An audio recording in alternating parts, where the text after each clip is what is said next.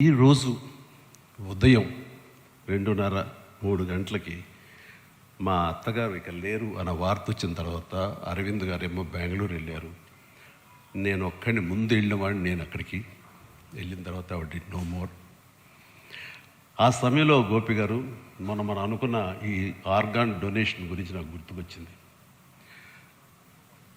నా cell phone గుర్తుకొచ్చిన తర్వాత అంత మిడ్ నైట్ అంటే 2 o'clock 2:30 ఆ ప్రాంతంలో బ్లడ్ బ్యాంక్కి ఫోన్ చేసి స్వామినాయుడిని నిద్రలేపి మా బ్యాంక్ వచ్చేస్తున్నాను.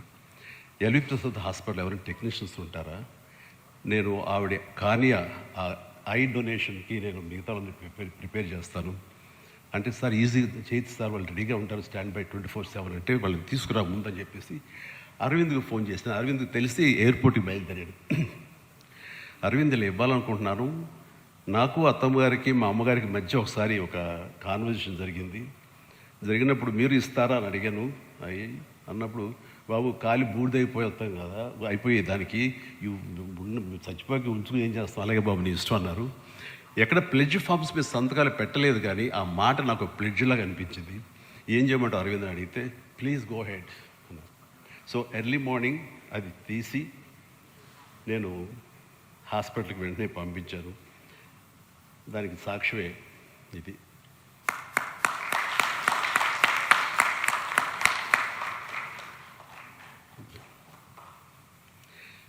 సో ఇది చెప్పడమే కాదు, ఆచరించడానికి కానీ మనం ఇలాంటి విషయాల్లో ప్రతి ఒక్కళ్ళు ఒక బాధ్యతగా, మనం తర్వాత ఇవ్వడం పక్కన పెట్టినా ఇచ్చేవాళ్ళు దాతల్ని ప్రతి ఒక్కళ్ళని మనం మోటివేట్ చేసే విధంగా ఉండగలిగితే